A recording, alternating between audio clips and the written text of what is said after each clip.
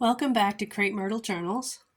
I'm going to work on some journaling cards and some page decorations of a teapot or teacup with a homemade stamp, a rose, and this on the side. I'm using some old book pages, some recycled pages, and homemade rubber stamp.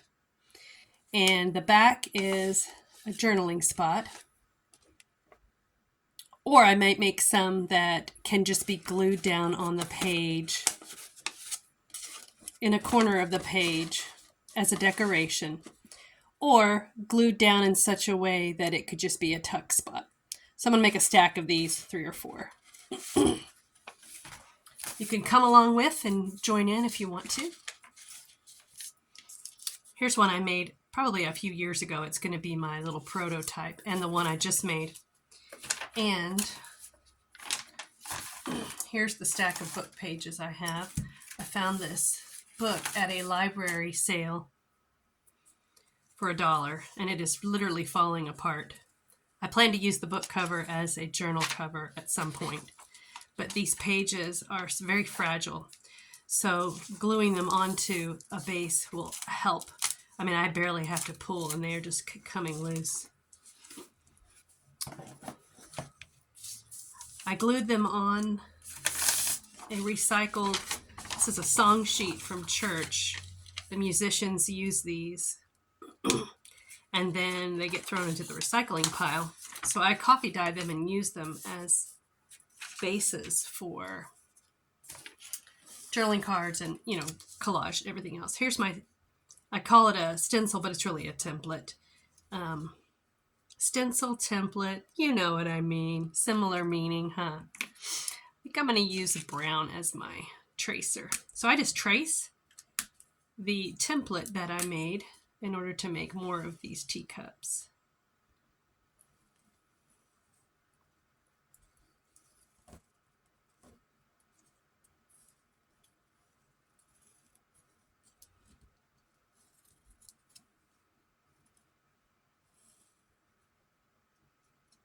If I'm going to turn it into a journaling card, I'll ink up both sides, decorate both sides.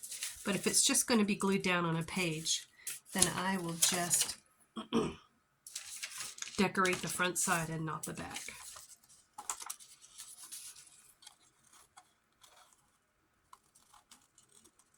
I have other videos where I show you how to make your own rubber stamps. I made this one of a rose, let's see, 5 years ago out of art foam. And I glued the pieces of art foam onto a kid's block. Here is the kid's block. And I just glued the little bits of art foam onto the block. Then I made another piece of art foam into the leaf and another piece of tiny bits to make another leaf and a little stem. And that one little stamp I have used and used over and over. It has withstood the test of time. It won't last as long as a rubber stamp, but if this one ever falls apart, I can just make another one.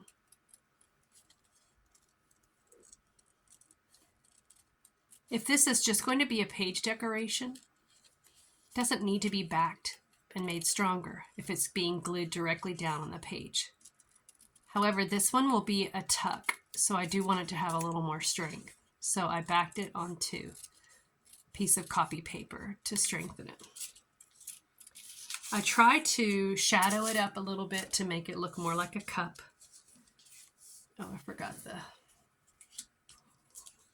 handle space here.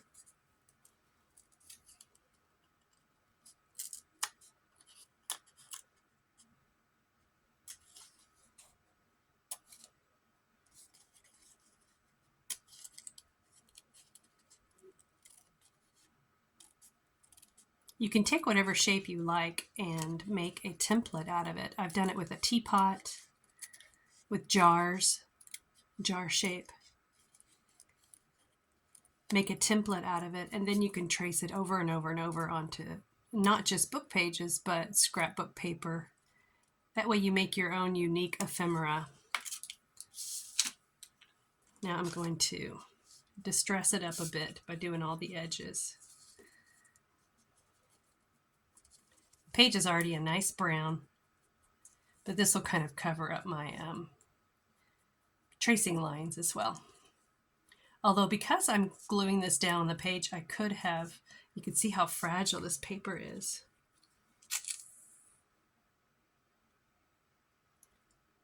Actually, I'm not even sure if that piece is even still there or if it fell off. I may have, no, I think it's still there. Oh, not all of it. I may have to stick on another little piece of paper. That's the only negative about using brittle papers.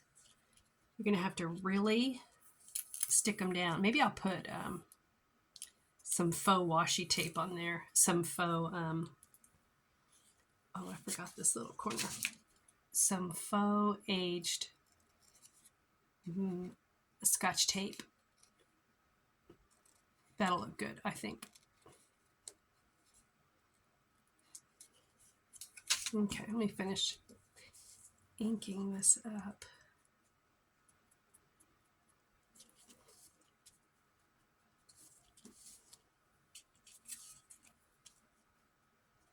If you experiment and keep trying to make your own template and then trying to shade it to make it look more like the object that you're trying to make, with practice you'll get better at it. And you know, it's just paper, so if you were to mess up with it, it is really no big deal. You can just start over.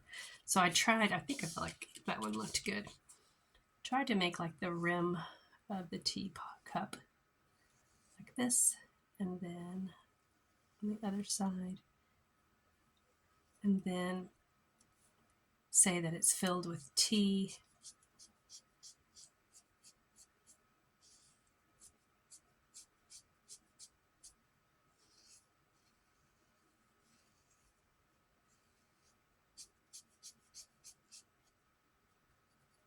Darken up the edges a little bit more in the corners.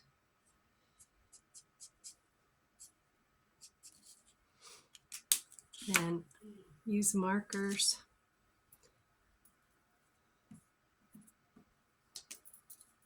to ink up this rose.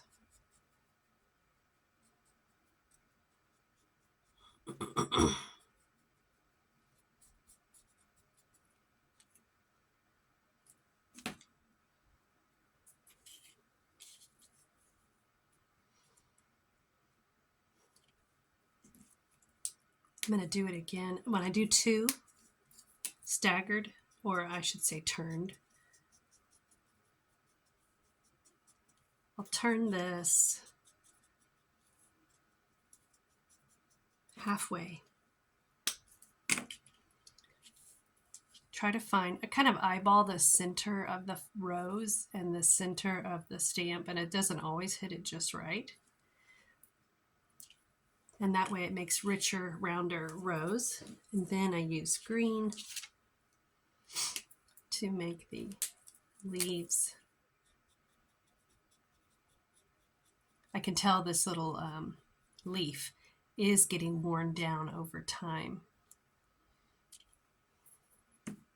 It's not as precise and sharp. The edges are definitely not. It's more of a green. Well, actually, it might depend on the green ink that I use too. Like this is darker ink. I think that's going to be better.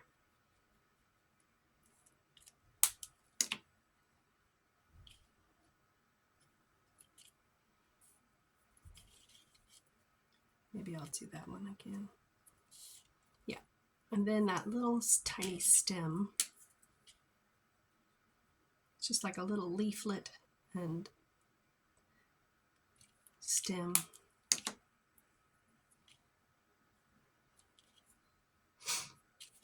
And then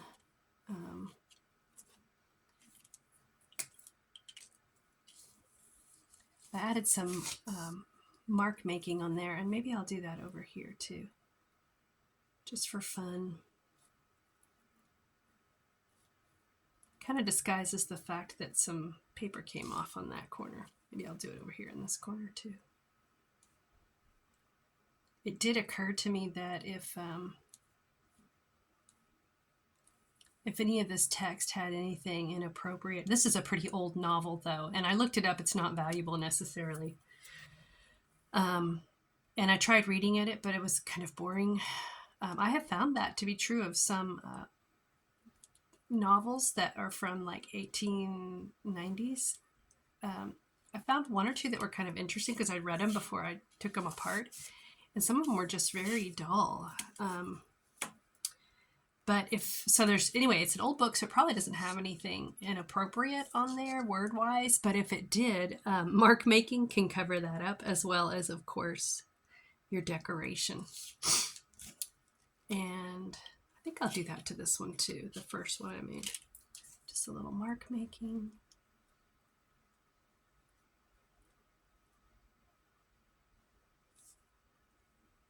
Another mark making I saw that I thought was fun was using a black marker, or any color. And maybe I'll do it to this one. And it was just like a rainbow design over and over. And I thought that looked really neat, almost like a scallop or scales on a mermaid, but just a arc within an arc. And I thought that looked really neat too. I don't remember where I saw that, but it might have been Meg's journals. I mean, I've seen it other places, but anyway, that's fun. Anyway, so that's a quick idea, and I will show you in the actual book. This is my journal called Flight and Flowers. My husband told me to name it Flight and Flowers since it had a bird on the front. So I said, okay, I'll just fill it with flowers, of course, and birds and anything that has wings. So I'm going to find a page here where I think that this teacup would look pretty as a tuck. Actually, I decorated the back of that one, so I think I will use this one that is not decorated as a tuck. So if I just find a page, I think a lighter page would look good with the darker. You can see my doodle bled through on that side, so maybe I'll put something on top of that.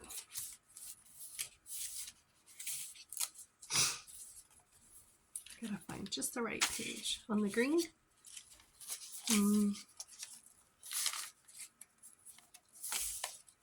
Maybe this yellow page. Oh yeah, I think I like that. Okay, if I make it into a tuck, I will definitely want it tucked on this side because this side seems a little more fragile.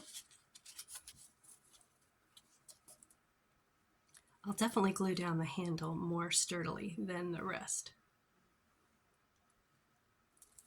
Gotta remember, kind of want it L that way. Okay.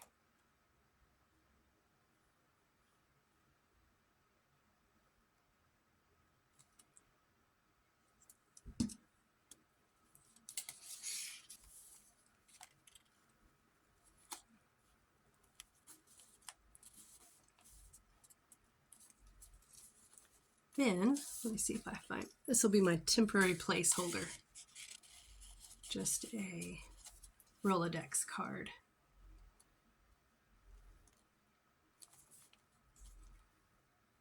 And there is a quick tuck spot for your journal. I have a lot of other templates I've made over the years. If you are interested in seeing a video of a bunch of different templates that I've made, just put that in the comments and I'll do one dedicated to a stack of old templates and maybe I'll demonstrate a few. My miniature series also has, I demonstrate some other templates of miniature things. All right, I think that is good.